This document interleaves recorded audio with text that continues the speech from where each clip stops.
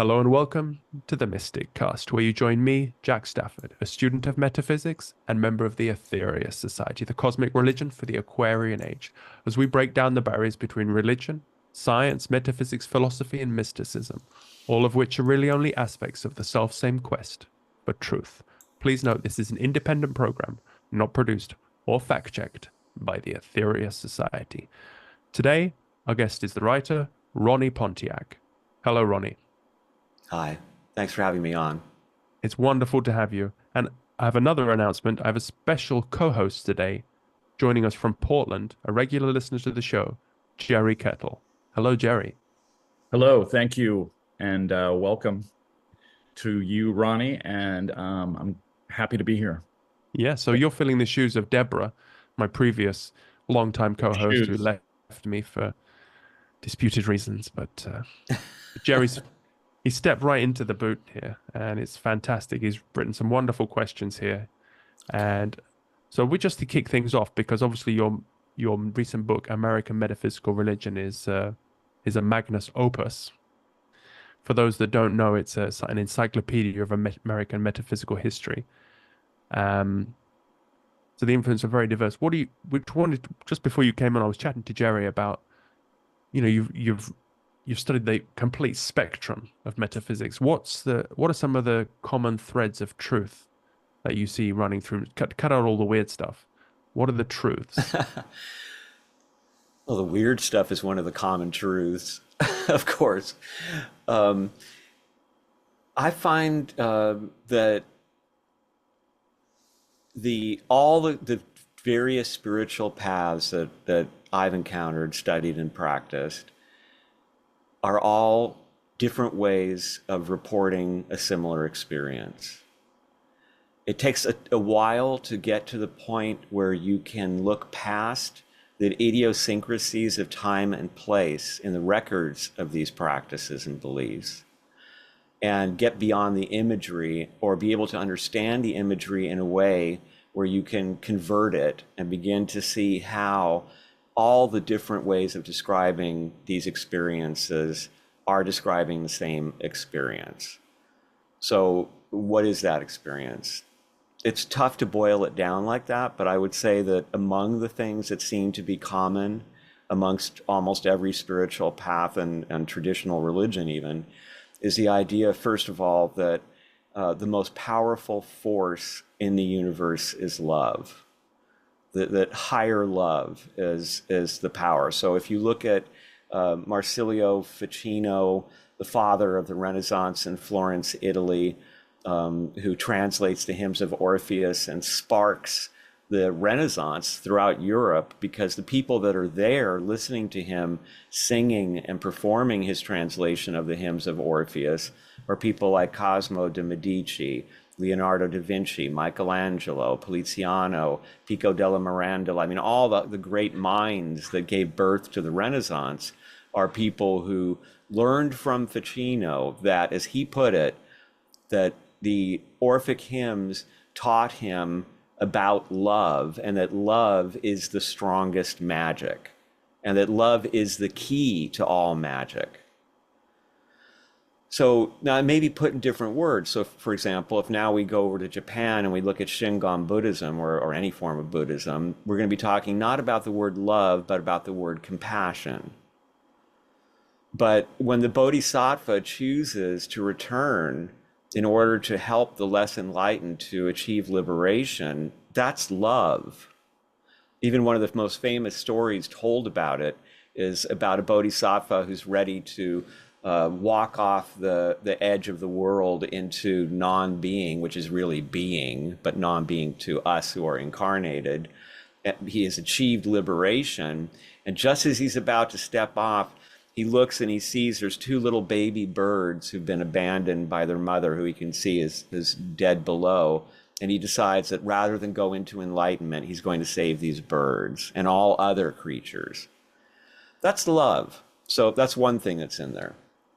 Another thing that's in there, I think, is my favorite description of this is from the Chinese Taoist alchemical text, The Secret of the Golden Flower. And to boil this down and oversimplify it, it basically describes how when we incarnate, the soul metaphorically splits. It's never actually divided, but there is a part of the soul that is deeply embroiled in creating and sustaining the physical life on this plane. So have to keep all the cells working and all the have to keep all the organs functioning in harmony, have to learn how to speak and how to eat and how to work my body, have to learn how to function in society and have a job and have relationships. All of this embroils the lower soul. Now, Aristotle described the experience of the lower soul, the angst of the lower soul in the body, as being similar to the Etruscan pirate torture of tying a captive face to face with a corpse, right? It's angst. The lower soul forgets itself. It doesn't realize that it's an eternal being outside of time. It begins to completely identify with the matter that it is in control of, and it is harmonizing and sustaining. And as a result, it becomes afraid of its own frail impermanence. It becomes afraid that the world is an uncaring place. It's just going to smash us and take everything from us. We become critical, cynical, angry, and we criticize everybody else and other belief systems, and we feel that we alone know the reality of how terrible life is. And we see there's an obsession with destructiveness when the soul is in this state. We love to look at slow motion carnage on the movie screen. We love to read about crime or watch TV about some horrible murder, and people are obsessed with destruction. And this is because, according to the Golden Flower, the lower soul sees in this destruction its future liberation. So there's almost a relief amidst the terror of watching something destructive and massive unfold, because inwardly we understand that it means, oh, I can finally let go of this body and be free again. Now, what happens when we practice is we evolve into an awareness of what in this system is called the higher soul, which is the part of the soul that remains in connection with its actual identity and is forgotten by the lower part. And so there is in the Rig Veda, there's this wonderful little saying which captures it all in a couple of sentences, which is, on a branch, two birds sit, one watches, the other eats, right? Well, these are the two parts of the soul. The lower soul is eating. It is in the body. It's dealing with the physical world. It's in forgetfulness. The higher soul is watching. As we develop an awareness of the higher soul, our relationship to life changes. We begin to find that we love life, that we begin to realize that what's impermanent is what's out here. And so we cherish what's in the material world instead of fearing it, instead of competing against it. We enter into a kind of dance with life when we're within the consciousness of the higher soul. And this is because according to the Golden Flower, and this is another thing that I see in all the different systems, when we're liberated, when we're no longer focused on being in the body, we achieve a kind of consciousness that can go anywhere, be anywhere, experience anything, just all the things that you can imagine that a free consciousness could do, we can do. We can experience what's going on in this world, if we so please, in order to help, perhaps, or to learn, and we cannot, perhaps enter in and use our own hands and change things, but we can inspire somebody who is incarnate to do so. We can really work on improving the whole schoolroom experience of Earth, and we continue to develop ourselves and work with other worlds and dimensions and beings and such, because we're free and we can go explore all of these things. So the other thing I would add is that the general idea seems to be that we are here to learn. Now, in some systems, it's considered a kind of punishment or a testing. In other systems, it's considered simply a purification process, right? And in other systems, it's considered this gift of being able to come here and create, be co-creators, and learn from our mistakes and learn from our successes and learn how to be in harmony with others and with higher forces so that we can really create something amazing and beautiful in the world and participate in that. In the very same way that the cells and organs in our bodies are experiencing a limited form of this kind of cohesive spiritual cooperation and awareness. And so, we're evolving everybody here that is in our bodies, that we're helping sustain this. There was a fellow named Quimby. He was the founder of pretty much the founder of the whole mind cure movement. He was Mary Baker Eddy's teacher, and he healed her. And he had this wonderful little saying, which was that health is how the body experiences the eternity of the soul. The soul, being a harmonizing force, allows the body to feel the coherence, the cooperation, and to be sustained through time in a harmonious, comfortable state. So these are the things, some of the things that I've seen repeated over and over again in all of these systems. The words may be different. Again, we may use the example of how in one system it's a test, it's a punishment. We did something wrong, or Adam did something wrong, and now we come here and it's this dangerous place filled with traps and Satan's trying to lure us and all this. And in other systems, we're all Buddhas, we're all trying to wake up, we've all forgotten ourselves. And in other systems, it's all a great gift of love, because it is the outflowing love of the deity that is creative, and the deity wants to co-create with children. I use the example of pets, right? When you have like a really wonderful, loving, intelligent pet, you feel this, you just want to give this pet every chance to grow and evolve and be happy. And this is how, for instance, the ancient Egyptians looked in some ways at certain of their gods, that they love the human beings that they're taking care of. And an extraordinary human being is something that thrills them. And when they lose that human being's incarnate life, they feel the kind of sense of loss, perhaps, that we do. Even though they know that life goes on, this particularly spectacular experiment has ended, and it's sad. So these are different ways of describing the same thing with different emotional content. Well, there's a lot to unpack in that. Yes. I won't dissect it too much, except to maybe jump straight into the Aetherius Society there, because so much of what you were saying ties in with our teachings. We have the book, The Nine Freedoms here, and the second freedom is love. And there's amazing words written about love here. The love as an energy, not as an emotion. Were you familiar with the Aetherius Society before I reached out? Yes, actually. Yeah. Did it make the book, or will it make the second edition? If there is a second edition, it would make it. There was a lot of stuff, including that I wanted to include. I mean, it would have been well over 1,000 pages. I mean, with just the notes that we already had, and my publisher was not interested in a 1,000-page tome for good reason. Well, I think with the popular demand, especially because we talk a lot about the higher self and the lower self, and it's the spirit is unmanifested, the soul is manifested. With superconscious, supraconscious. Of course, a lot of astral projection is what you were saying, and we're here in this classroom to learn. So as you go into further freedoms, we believe you raise the Kundalini, and then you go into other classrooms on other worlds, Yeah. and eventually to Saturn, and then solar existence, and eventually planets merge to form planets, and the sun is a living Right. being. Yeah. The God in the Bible, and if the galaxy is a living being, we pray to the galaxy.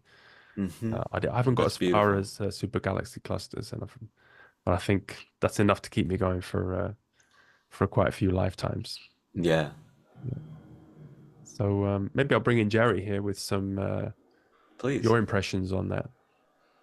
Well, Ronnie, I think that's a great personal take on the perennial wisdom, and I really enjoyed the way that you expressed it.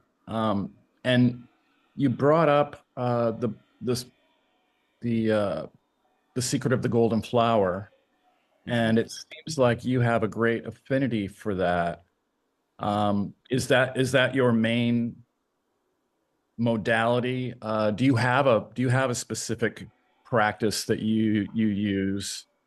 And I have a personal question. I just wanted to know, do you consider yourself a mystic? I've been accused of it. I tend to resist labels. I don't know how to define myself exactly. As far as systems, I do like the golden flower a lot. It's something that I've worked with. I've experimented with all sorts of things, though. I used the Orphic hymns for a long time, the Yi Jing for a long time.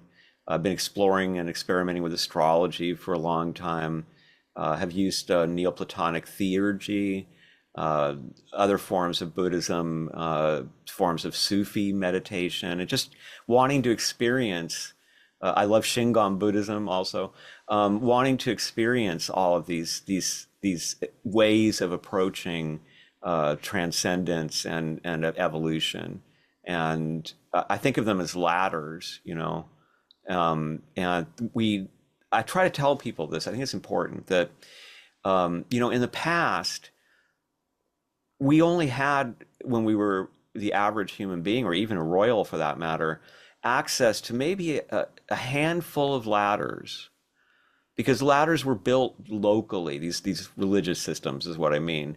And these, especially these esoteric transcendent systems, were usually built locally, secretively.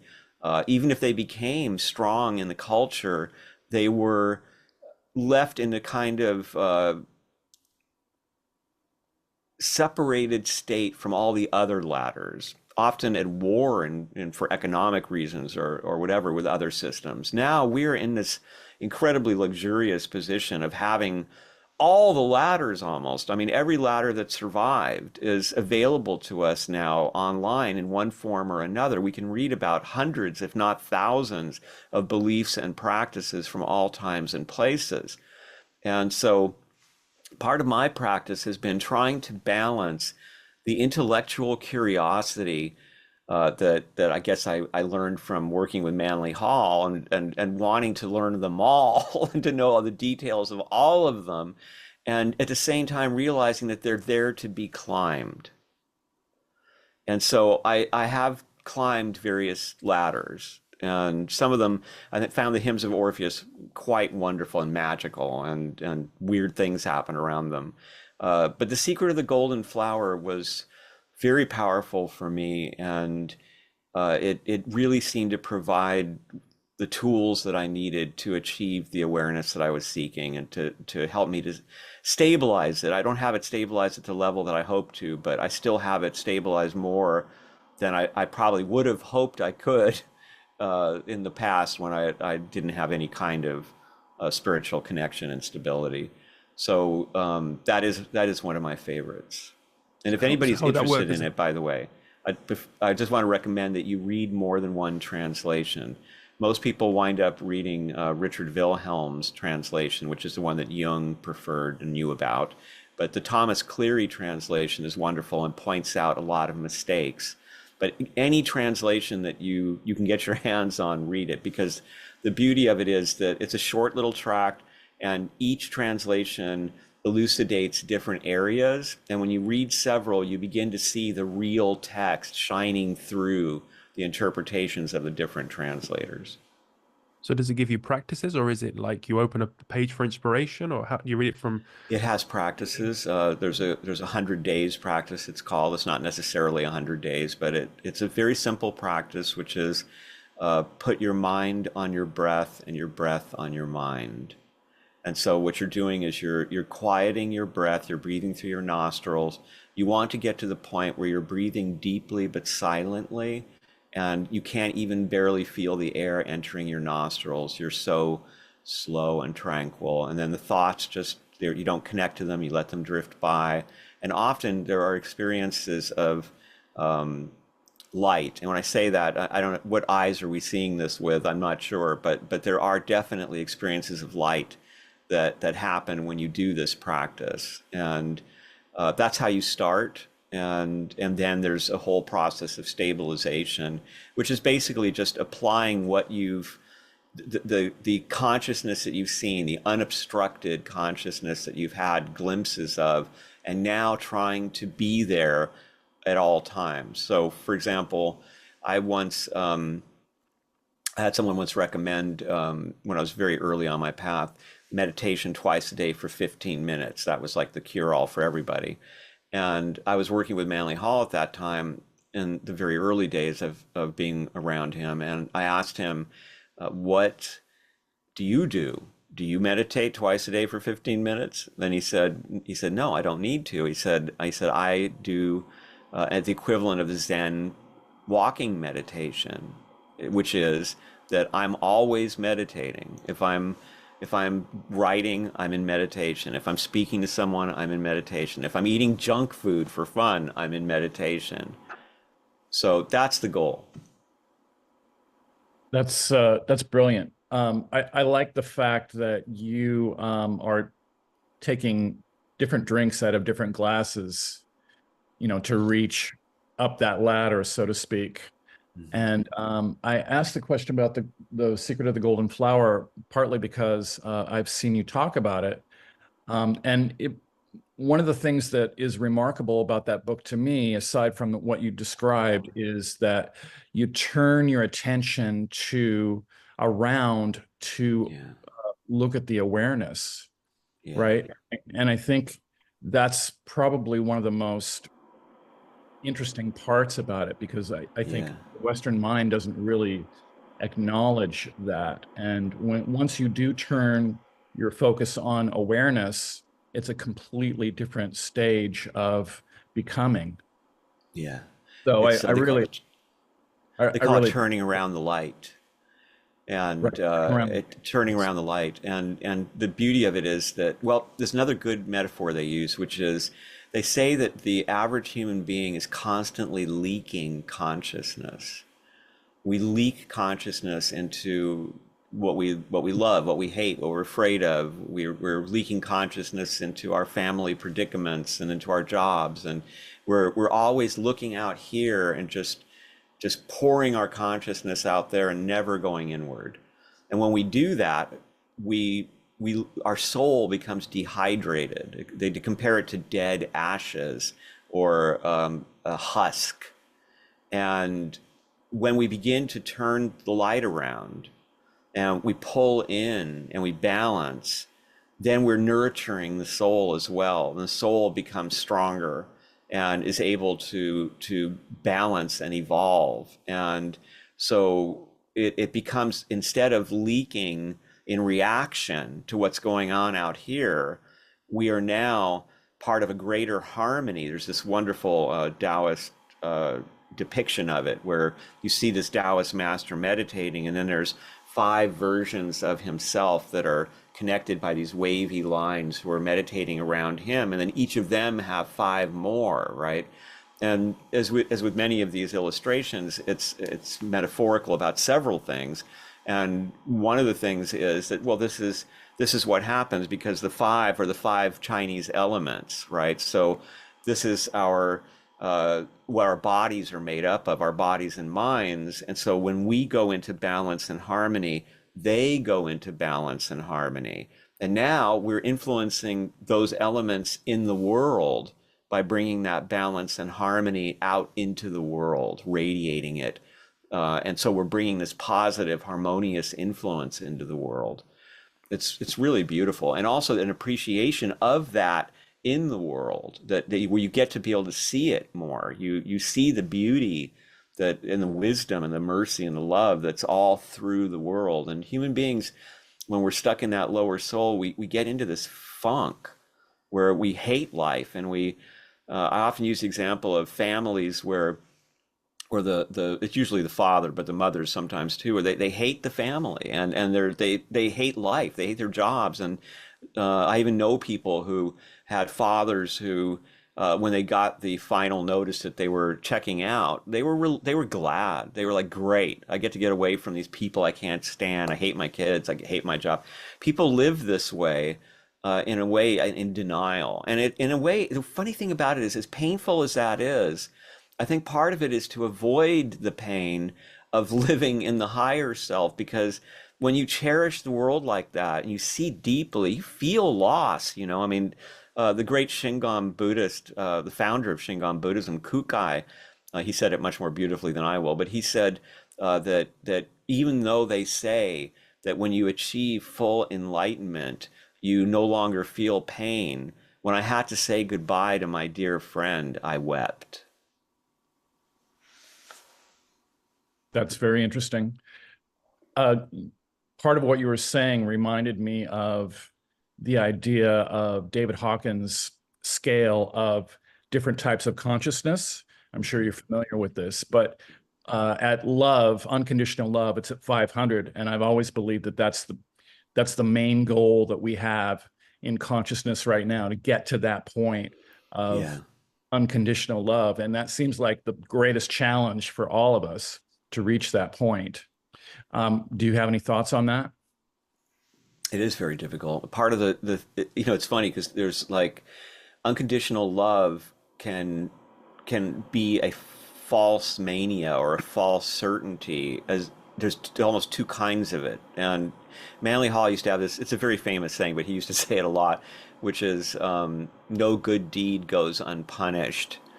And I asked him about it a few times, and he would explain to me that it's very difficult to know when to help people, because if you go in and you assist somebody that shouldn't be, you may be getting in the way of the lesson that they're supposed to be learning by the experience that they're going through, that they're in a karmic or divine teaching moment, and you step in to save them with your divine love, and then you get into all kinds of entanglement and trouble because you weren't supposed to be there. So knowing when nature brings help to you is not so easy. And I mean, I can't say that I'm a master. I've gotten into a lot of trouble trying to help people that I shouldn't have.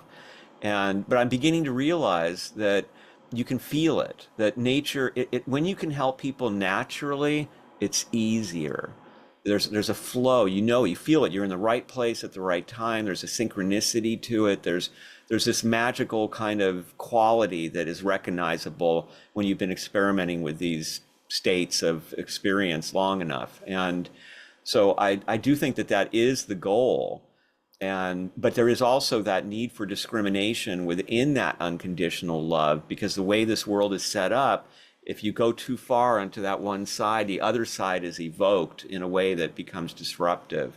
So there's also that, I think the Taoist idea of yin and yang and of that balance is another extremely important thing right next to that unconditional love. So that way you can look and you can feel that compassion for someone, but you're also aware that's an immortal soul. It reminds me of the Vajrakalaya practice, which is something I also love in Buddhism, which is that this is so different from the Western tradition, where we have these demons or devils that are dedicated to being devils, and there's no saving them. That's what they are, and we have to be very careful of them. In Buddhism, that's not the case. In Buddhism, they are Buddha too. They have Buddha in them, and they've forgotten themselves and turned into these demonic beings because of their ignorance. And so in the Vajrakalaya practice, these priests will get together and they'll bang cymbals and drums and make loud noises and blow on these discordant horns to attract the demons. And then they all start chanting the Vajrakalaya together, which is basically they're saying, okay, demons, I've gathered you all here, and you cannot resist this, because I'm now going to tell you the truth about yourselves. It's time to step up and become Buddhas. Now you're going to protect the Buddhist doctrine for us, that kind of thing. It's a wonderful way of looking at it. So you can look at somebody who's suffering and you can say, God, that's awful. And I'd like to do some small thing to help, but I also know that this immortal soul is going to learn from this experience and is going to blossom forth into eternity. And there's all the time in the world to learn these lessons. So we don't have to become immersed in identifying with suffering. Yeah, I've gone out in the garden in the morning and tried to help the flowers open, but I end up with a terrible garden at the end of the day. And so, yeah, I understand that you have to, and because the third freedom in the nine freedoms is service. And, you know, people we tell people all about karma, and they wonder, a lot's been said about karma and how to help people, and is their karma they're going through it. But so in the Ethereal Society, we deal a lot with spiritual energy. We're told that there's a spiritual energy crisis. That we're in the Mhm. material world, but everything can be solved through spiritual energy. So we pray into batteries, and then when there's a crisis, because you can't get 100 people to pray in the middle of the night, so we release it Right. and we send it to a crisis area That's or peace beautiful. talks or Yeah. whatever. Yeah. So because and that's how you can help people as well, because you can always pray for people. If you see even a black magician or somebody really struggling with life, you can still pray for them, and you don't Yeah. get involved in their, because if you walk into the pub and start trying to help people, you get a bottle on your head. But you can pray for them to be given the strength to go through this experience, and they may look up to their higher Yeah. self and receive energy down. So prayer is a kind of a safe way of helping at a distance. You can be. Absolutely. And I think also it's you mentioned the garden, and I think that animals and nature in general are maybe a little less so in the sense that, like, for instance, I save bees all the time. Like, if I see a bee in the pool, the bee is saved. If I've seen bees when they're too cold, I breathe warm air on them. I take them somewhere warm. I put them on a flower so they can eat, and then watch them fly away. I mean, That's it's beautiful. Yeah. that service can be everywhere, and nature needs a lot of help right now. So Mm. it's a good place to put that energy. And yeah, I agree with you completely. The power of prayer. John Trudell, I don't know if you've heard of him. He's a wonderful poet. He was a wonderful poet. He was one of the leaders of the American Indian movement in the 60s, who did the occupation of Alcatraz. And he became a really amazing poet backed by a band. And he had a very intense viewpoint of reality because of his life experience as a Sioux, indigenous Sioux Indian. And he used to say that hoping, he didn't like that. He said that's no good for us. He said, but prayer is engaging. Prayer is sending out electromagnetic energy, and prayer is real. And so he would always tell people, be careful what you're thinking, and pray for when you're in a bad situation, or someone that you care about, or something's happening in the world. Put that electromagnetic energy out into the universe so the universe can react to it. Yeah, we pray with our hands up like this. Not This is a mudra for in Indian mudra. It's been forcefully incorporated into modern religion to devalue it, is our opinion. Yeah, I agree. I mean, look at the Egyptians, it's Yeah. open palm.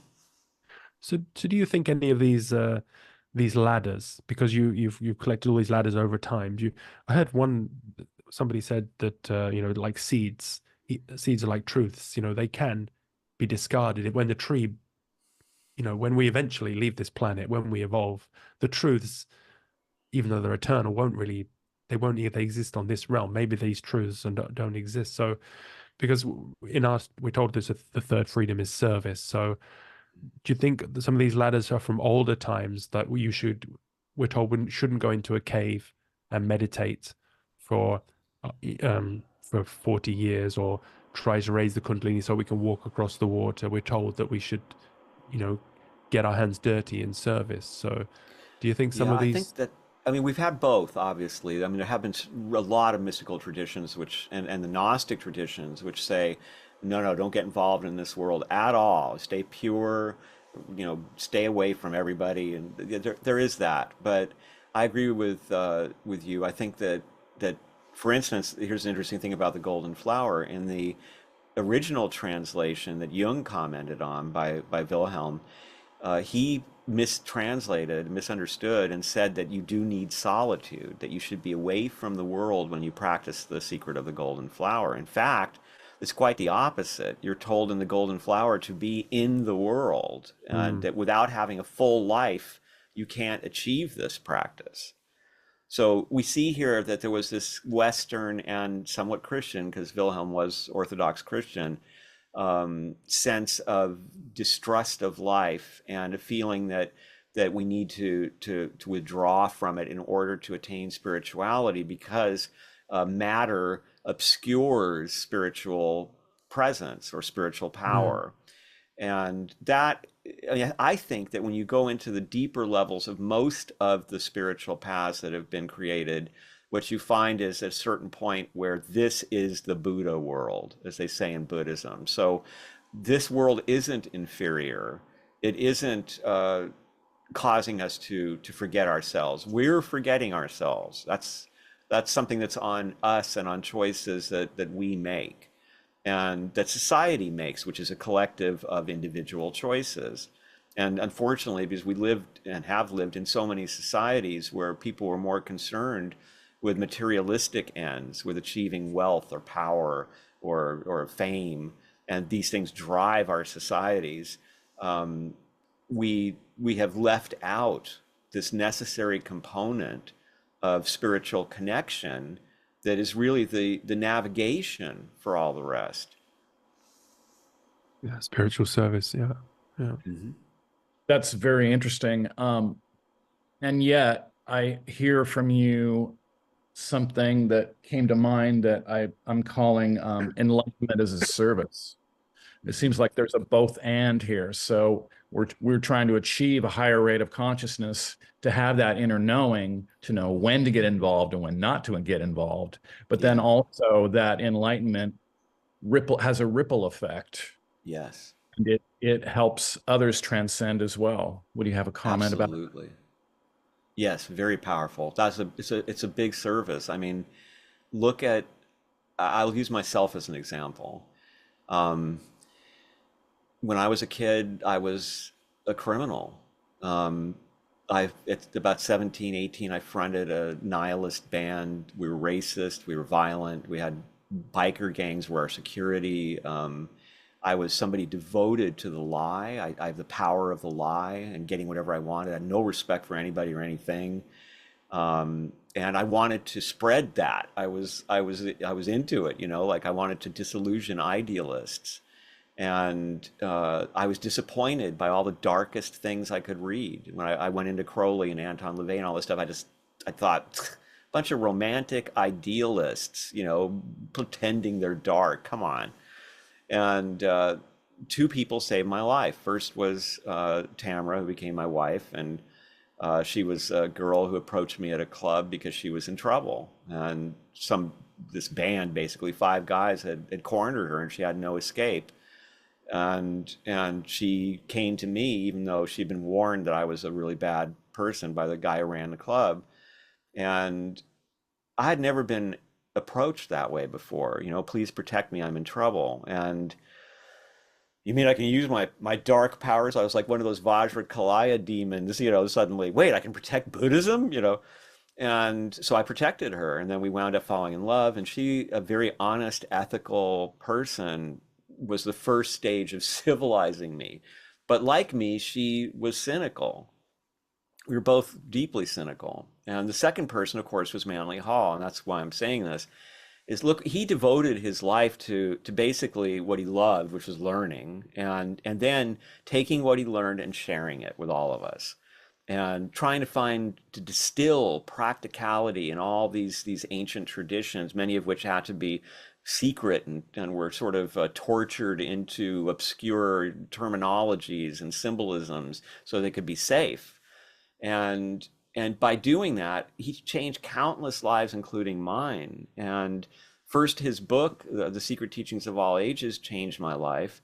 And then when I actually met him and worked for him, heard him lecture and all, he completely revolutionized my ideas about everything about life, aging and health and what to do with life and what we are and why we're here. I mean, everything changed.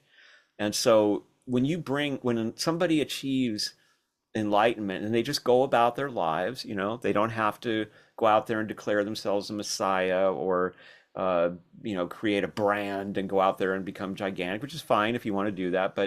But they, the greatest Zen teachers were often dishwashers. I mean, the first great Zen teacher to come into San Francisco was working as a dishwasher and kept a very quiet life.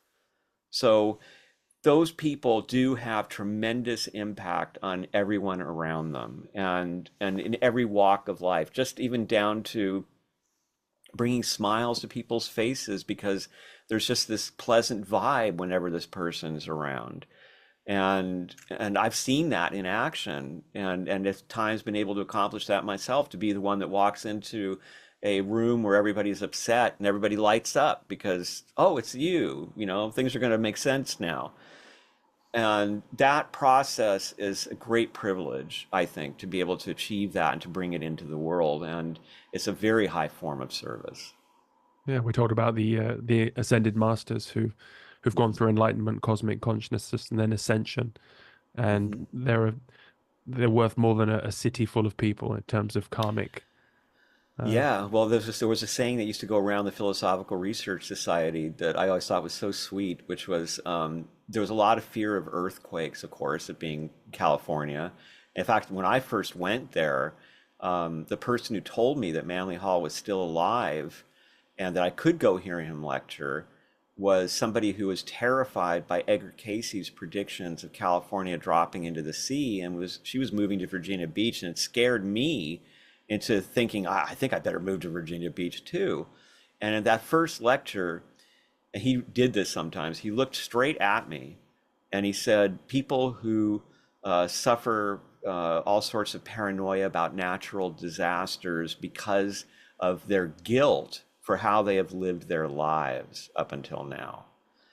I found out later, by the way, that he couldn't see me. His eyes weren't very good at that point, and he constantly did this in his lectures. He would look right at somebody that he couldn't really see, and he would deliver a personal message. It was amazing.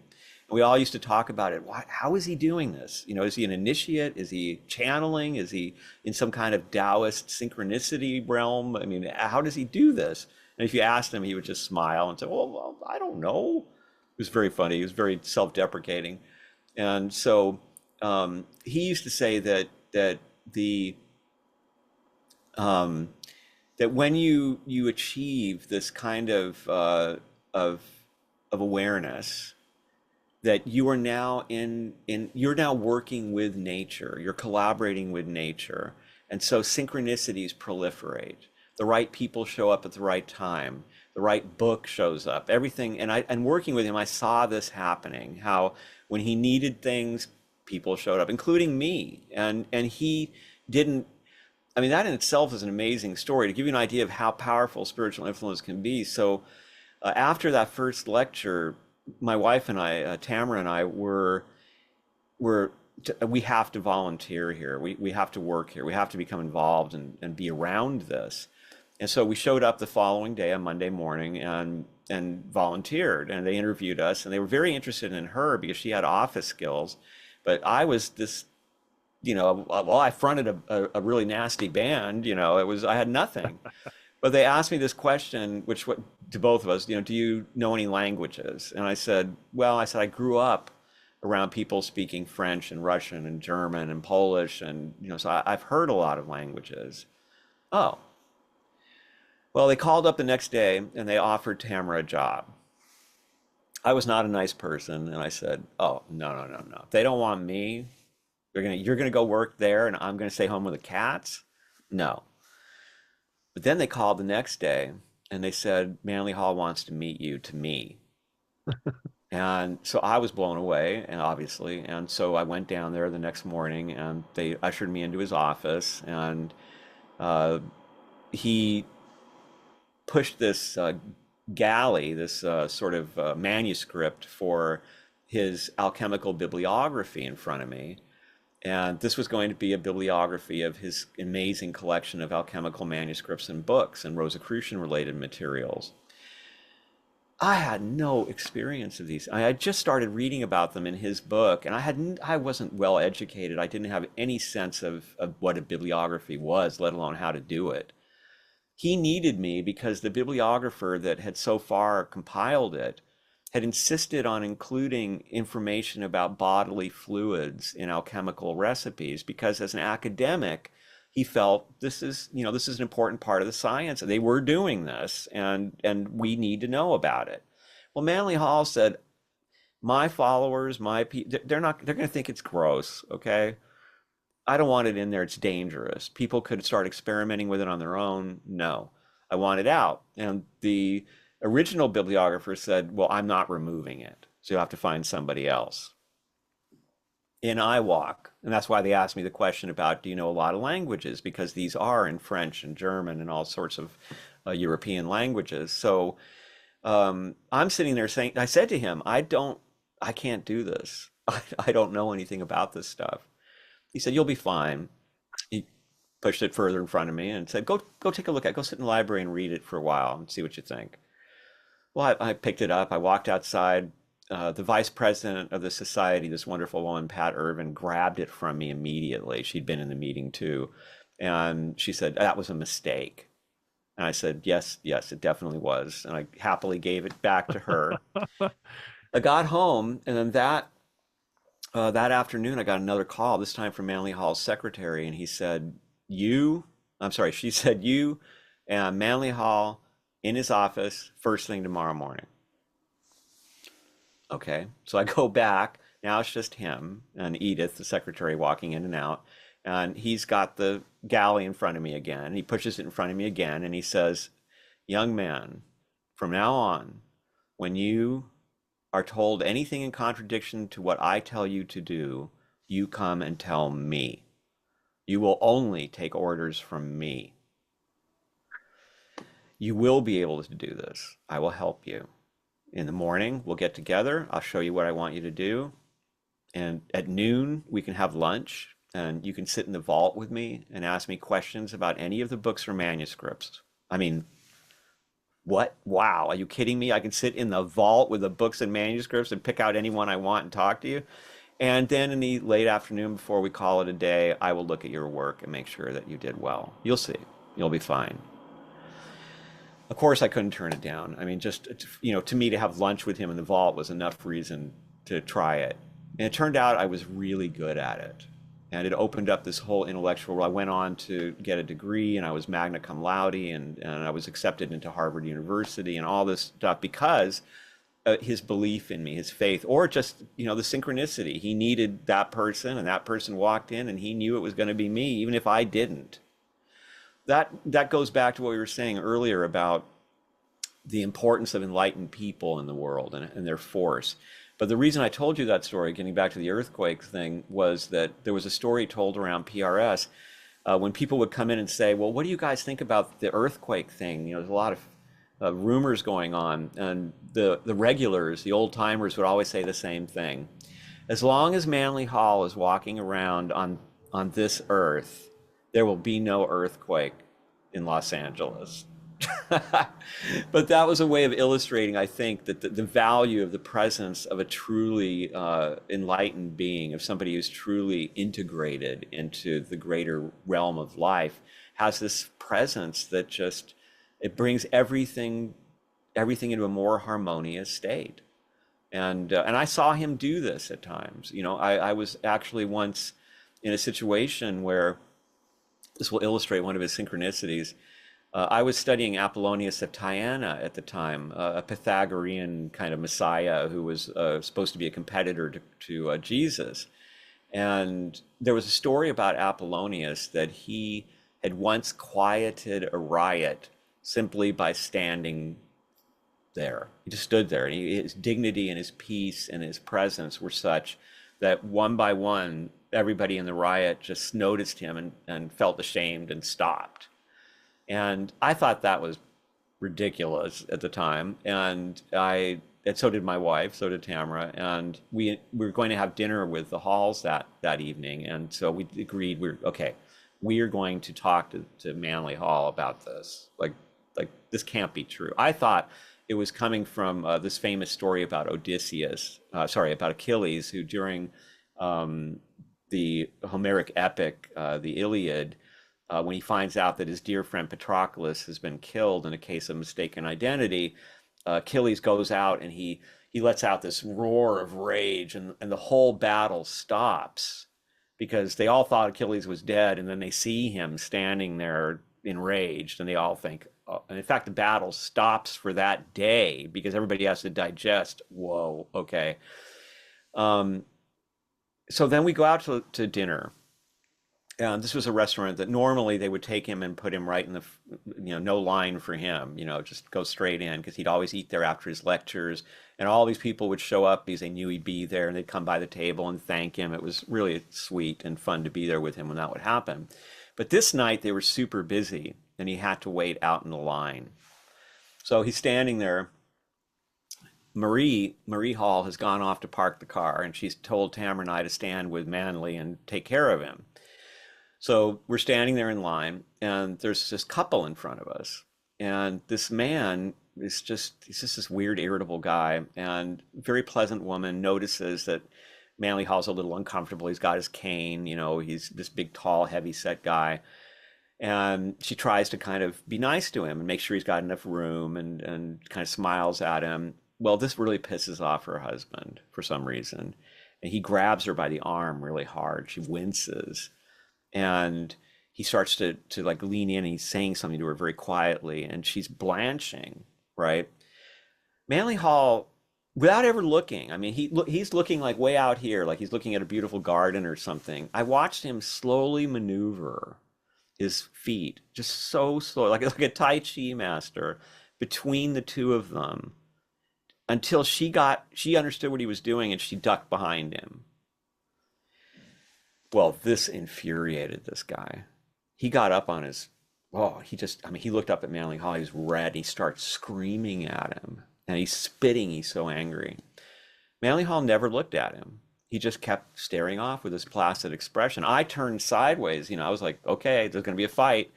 And after about a minute of this, the guy, seeing no reaction from Manly Hall, suddenly was crestfallen and ashamed.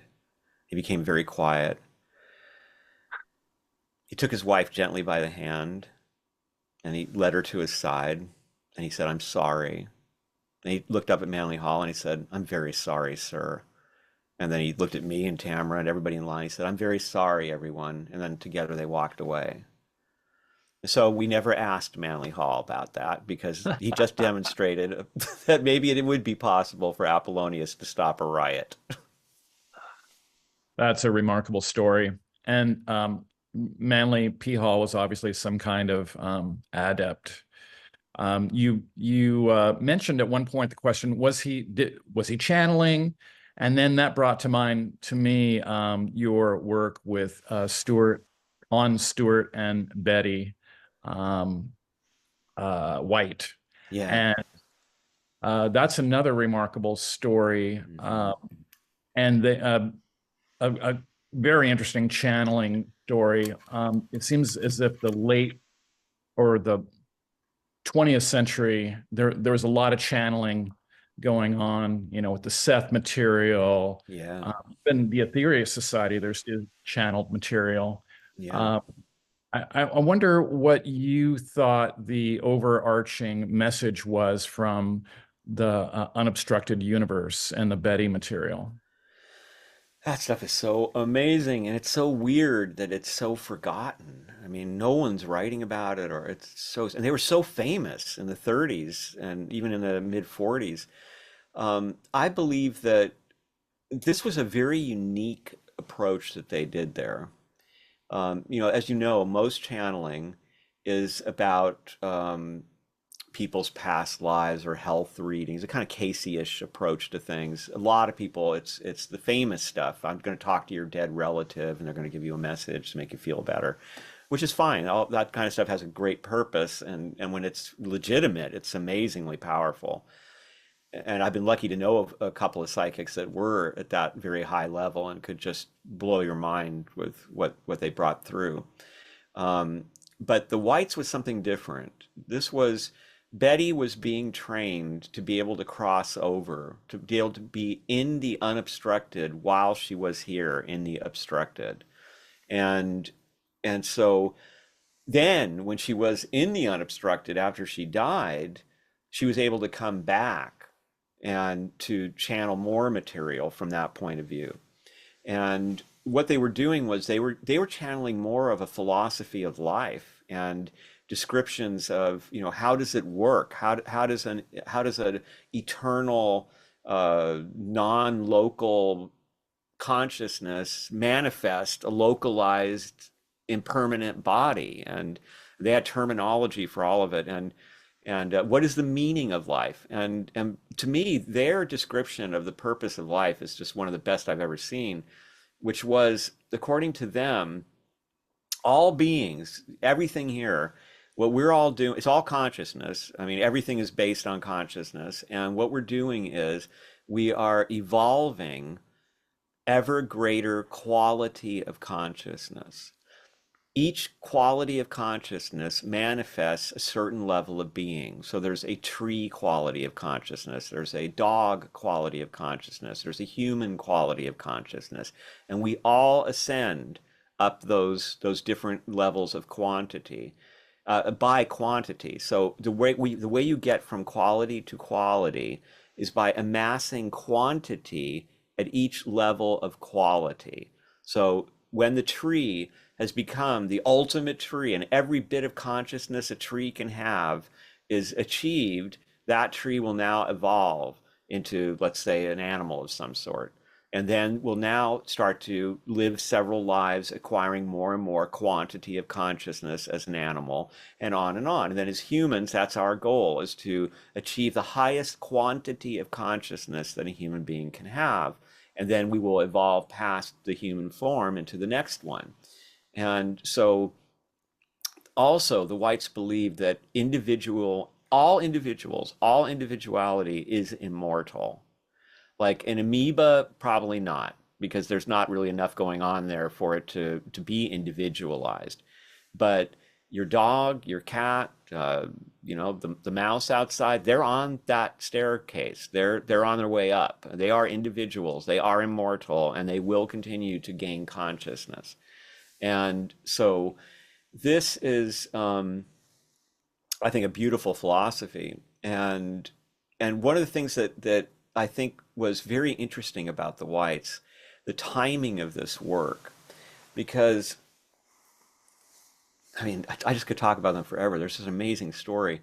They, first of all, they really had no reason to do it. You know, they were very successful, wealthy people living a wonderful life with yachts and wonderful friends, very full life.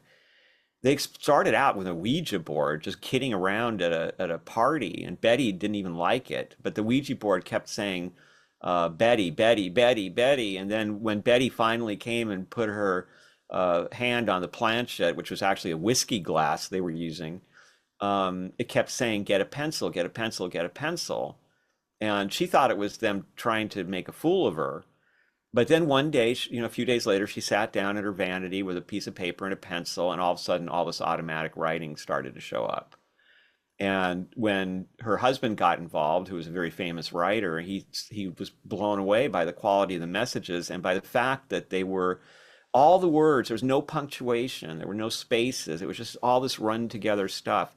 And even more amazing, he found out later that he could take, like, basically, huge sections were written one sentence at a time over a period of years, and it took him years to figure it out. And then when he finally saw the pattern, he put all the sentences together. They were a perfectly written essay on the subject. And there were many things that happened that had him thinking, okay, something is really going on here. So for example, they would blindfold Betty as she began to channel, and she was channeling, and he would write the notes, and he wrote the word attitude, right? Just wrote it when she said this word, and she said altitude, right? Blindfolded. And so he scratched it out and wrote altitude. And so having these kinds of experiences, he knew something was going on. So they thought that was probably it. And right before World War II started, Betty got sick and passed relatively quickly. And he had such an overwhelming sense of her presence right after that happened. He said it was like, he described it as, you know, that feeling when you're sitting in a room with someone you dearly love and you're both reading a book. You're not even looking at each other, but you feel them. He said it's as unique as the smell of someone's hair. He said that feeling times 1,000 was on me and never left. And I knew it was Betty. And but he avoided any kind of channeling because he admitted later he was afraid. He was afraid that it would be disappointing and it might hurt his faith in what was going on. And he also felt it was disrespectful to Betty. But when he finally went to see the friends who had kind of started and guided them in this whole process, they were nicknamed Joan and Darby. They wrote a very famous spiritualist book just after World War I called Our Unseen Guest, or The Unseen Guest. And Joan was a very accomplished medium, and Stuart said to her, please don't get Betty. I'm okay. This will be my first channeling since then, but we're not going to talk to Betty, okay? And she said, no problem. We'll talk to my spirit guide. Well, Betty came in immediately. I mean, just boom.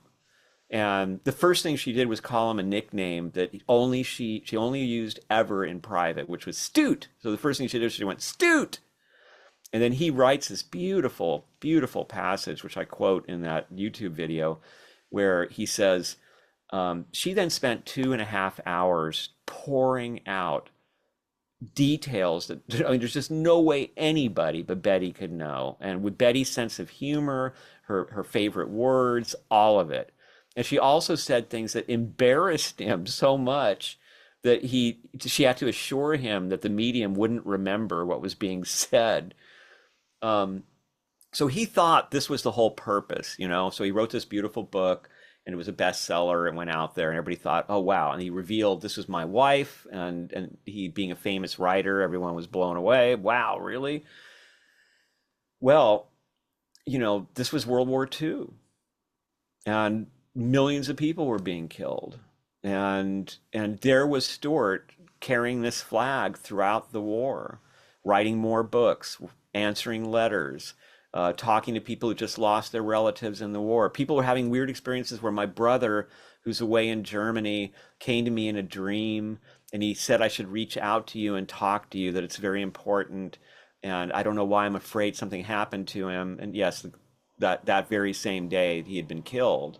And so Stuart would meet with these people and have a long talk with them and try to explain to them, they're still with you, they're okay, and they're just, you know, they don't want you to be upset, they want you to be happy, and you can still have communication, just meditate.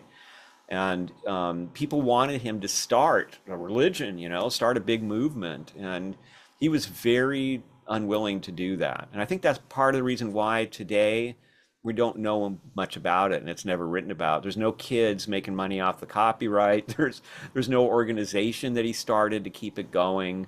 And yet it was a beautiful example of someone just trying to, as he put it, he said, every fellow's got to find his own way.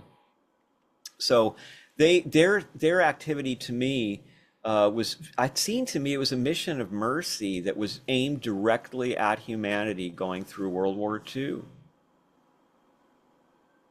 They used to write about what it was like for soldiers to come over in those situations, and how do you deal with having so many deaths coming over at once? Is that a problem over there? And Betty said, actually, it is a little bit of a problem, because it's a very specialized skill to meet people who've died suddenly in violent circumstances, and to give them what they need to come to the realization of where they are and to be okay with it.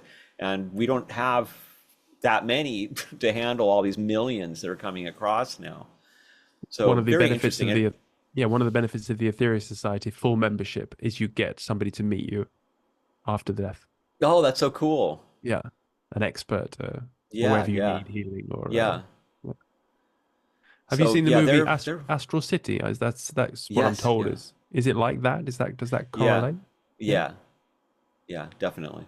Wow. And there's a long tradition of that. You know, the idea that that you have to meet them on their own ground. You have to look into their lives and say, all right, who will this person feel secure around? Who will, often they say that it will be a pet, right? That it's too difficult to bring mom or dad, or, people have relationships that are fraught with all kinds of emotional entanglements. And for some people, it'll be there's this cat that they just adored and they loved. So they will either bring that cat's soul, or if not, they will manifest the experience for the person, so they can feel that, oh wow, it's my cat.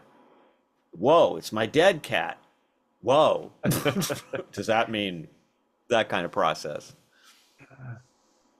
No, it's fascinating. So yeah, there are these different levels as well, because in that movie Astral City, the people from the higher realms come down, and they're Yeah, glowing light beings, but they're just a different frequency of vibration. exactly. Very much like the unobstructed. That's precisely what the teaching was there, that the unobstructed is a higher frequency, that we appear as beings of light and of color, uh, if we wish to. I mean, you have a lot of freedom in terms of self-presentation when you're basically a liberated consciousness that can manifest whatever it wants.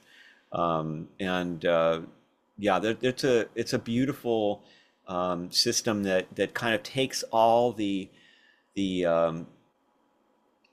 it can stand next to any other religion and not threaten it. I guess you could put it that way. Like, it's maybe, of course, if you're Christian, you might be looking at it and going, well, isn't that necromancy? I mean, you're talking to the dead. That's not supposed to happen.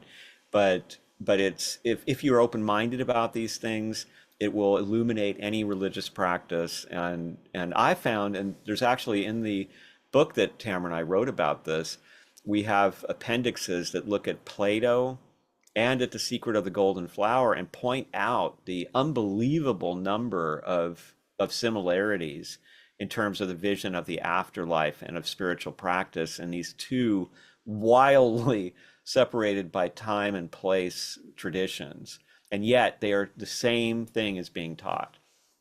Yeah, yeah, you must get the nine freedoms. There's so much in that you would Oh, I really will enjoy it. certainly. Yeah. Yeah, yeah, because we believe that consciousness amalgamates back to God. So I don't know if how many ants it takes to make a field mouse, but that eventually we amalgamate to form planets, and you don't just go back to Right. nirvana.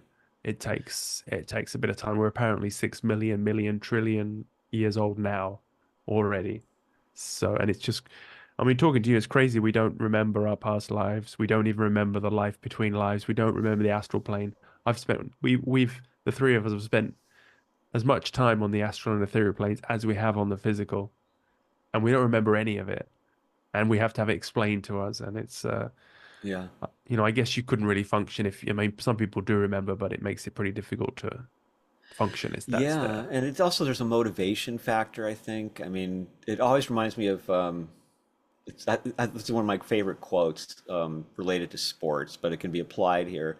Somebody once asked the great NBA coach Phil Jackson, "What's the hardest part of your job?" And he said, "Motivating millionaires." And I take that as a metaphor for what happens. If you know you're an eternal being and you can remember all that stuff, your whole set of motivations is going to be way different and may not be for the best in this limited material environment. So that's, I think, why we're given this focus. It's like here now, focus down, and we got a whole world going on right here, just in keeping this body going, and our families and our social lives and our homes and all that. But yeah, it's a really remarkable predicament. In the Orphic tradition, it's all about remembering, Mm. and they say that they have this rather ugly myth, but the gist of it is that we are part Titan and part Dionysus, and so the Titan part is the part of us that just wants to fight and destroy things and own everything and be competitive and nasty. And the Dionysus part is loving and gracious and divine, and so we spend our time on what they call the weary wheel of grief, um, experiencing life after life, purifying, trying to remember, trying to get to where we can get back and then regain the God part of ourselves. And Apollo is the savior, it is said, of all the tears of Dionysus, and we are all the tears of Dionysus. And so Apollo gathers us all up. Apollo is the sun, right? And the living sun, as you were mentioning earlier, the sun with a soul and a mind. And also I wanted to mention that, in the Swedenborgian tradition, there's this wonderful thought that applies to what you were saying about the ants and the mouse. Swedenborg, the spirits told him that a truly loving married couple, I mean, when there's that intense, what they're now calling soulmate kind of love, that they become an angel.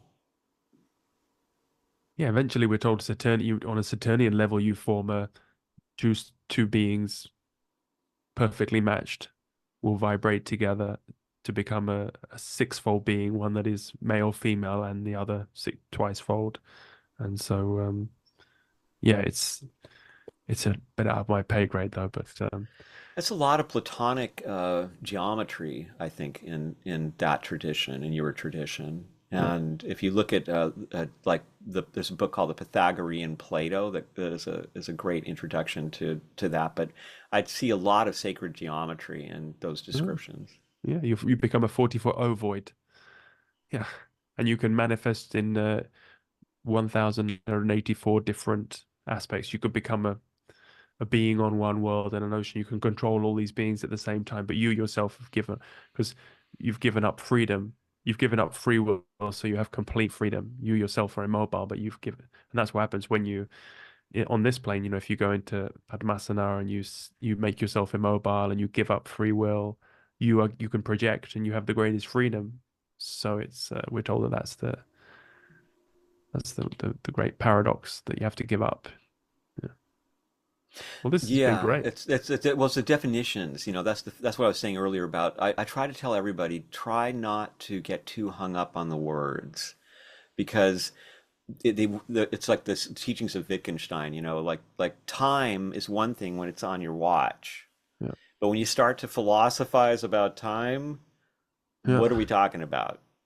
So there's a kind of the words are just kind of a hint to get us to the experience and the ability to envision these things, and to get some sense of actual experience of them. Yeah. And there's so many people who just they know everything about all the ladders, but they don't ever actually do. Any one of the ladders might be enough of a practice to get them to where they need to go. Because here's the irony of all this: it's our heritage. It's natural. We are this. We are meant to remember. We are meant to achieve that attainment.